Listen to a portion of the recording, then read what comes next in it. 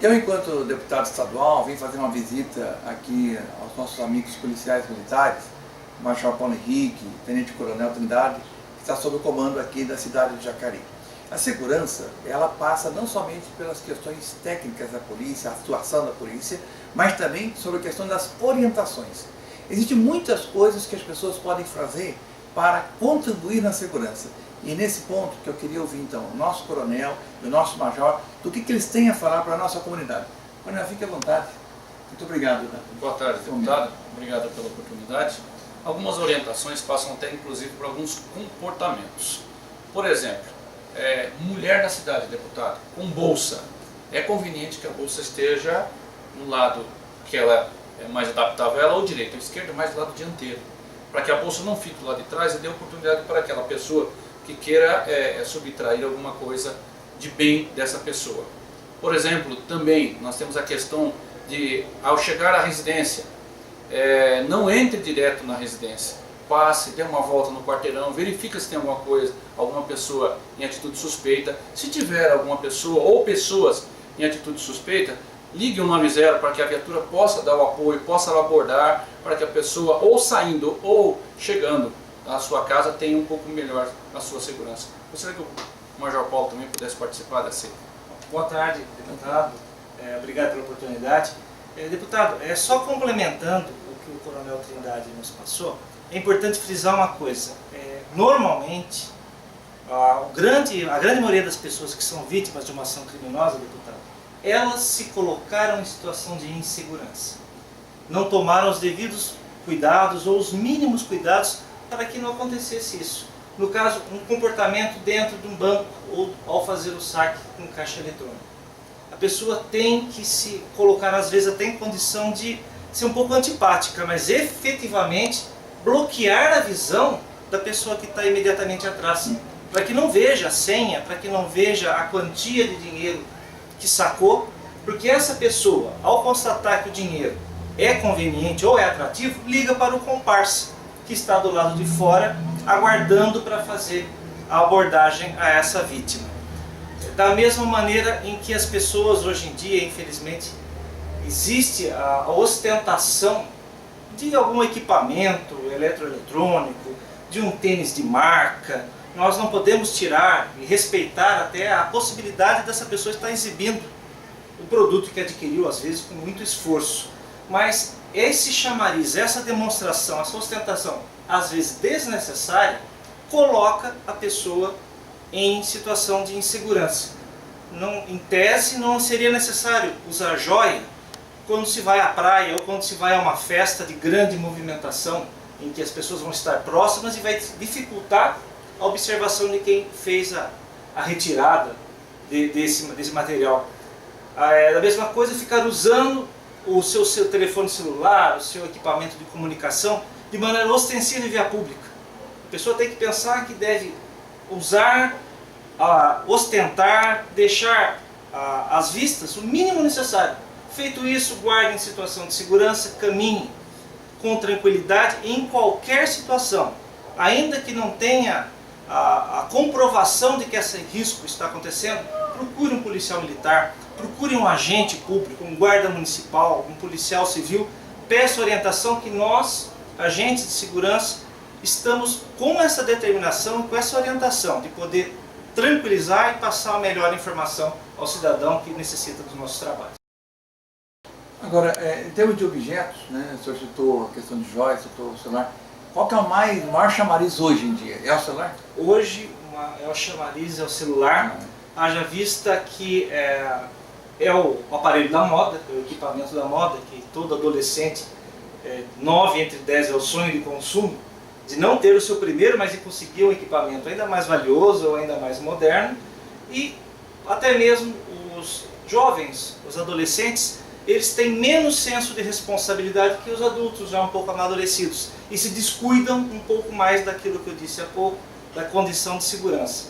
Eles até fazem questão de ostentar para conseguir alguma outra ascensão social ou algum respeito perante o seu grupo. Então é um grupo vulnerável e o objeto de desejo tanto das vítimas quanto dos marginais hoje em dia é o aparelho de celular, é o tablet ou equipamento mais moderno nesse sentido. A gente está falando da questão do celular, estava imaginando o seguinte, né? Às vezes a gente pega pessoas com muita naturalidade, falando quase que a agenda dela, né? Onde que ela vai Onde estar, ela né? vai estar? Isso também, bom, em lugares públicos é melhor não fazer. Deputado, isso não é criação de momento, mas é um testemunho que eu dou. A semana passada eu vi uma senhora que estava à minha frente dizendo que iria ao banco e dizendo inclusive qual a quantia que ela iria sacar. Qual a agência, qual o banco e confirmando a quantia que faria o saque na boca do caixa. Se fosse uma pessoa que tivesse associada a um outro crime, alguma intenção criminosa, com certeza era só passar para o comparsa e ficaria aguardando. Né? Perfeito.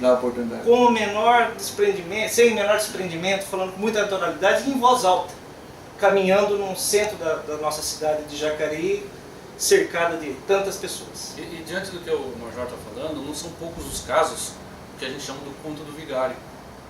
Muitas questões aqui ainda caem. E são pessoas idosas, simples.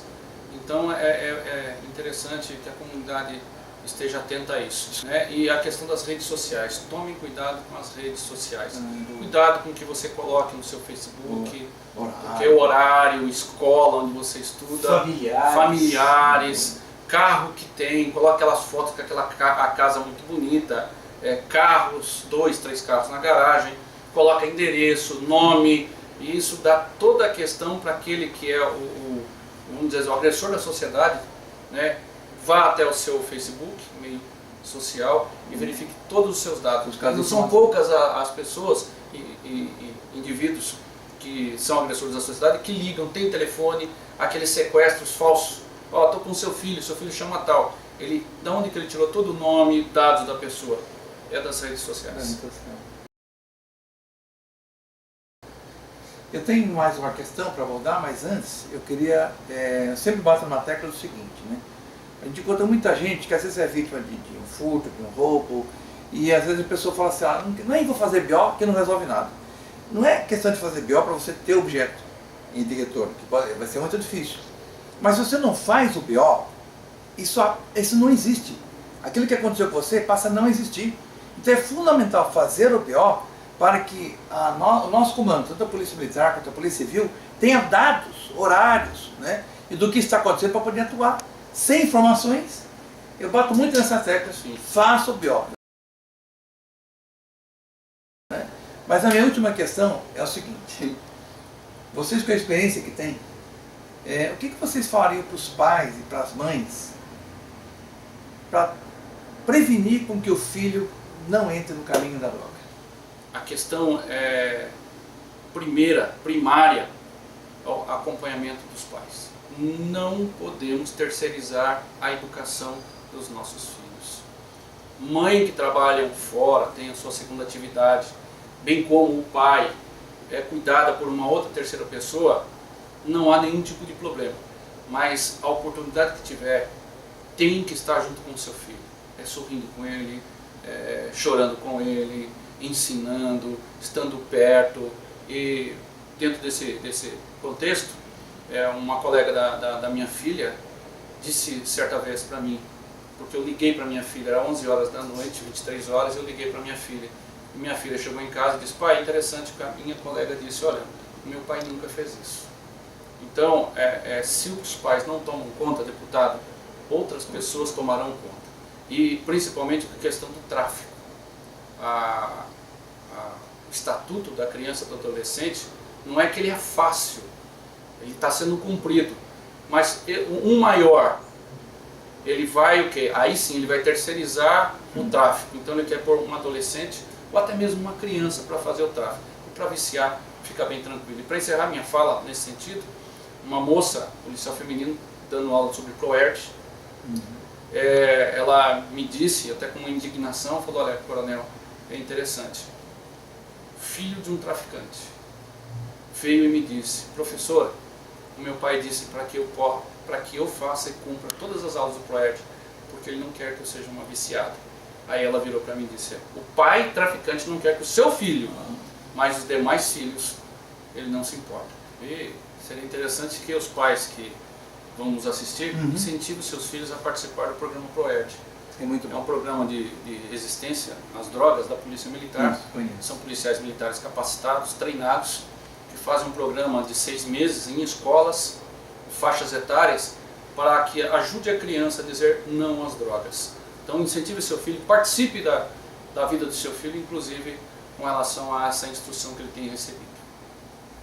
Muito obrigado. E Prazer é que nosso. a gente está um conjunto, né? Sociedade civil, polícia militar, prefeitura, conselho tutelar, todos os organismos prontos para atuar juntos para a segurança. Como eu falei no começo, a segurança é ação policial? Sim, mas é também orientação, comportamento, modo, atitude. A gente somando esses esforços, eu tenho certeza que a gente vai estar contribuindo para uma sociedade melhor. Obrigado.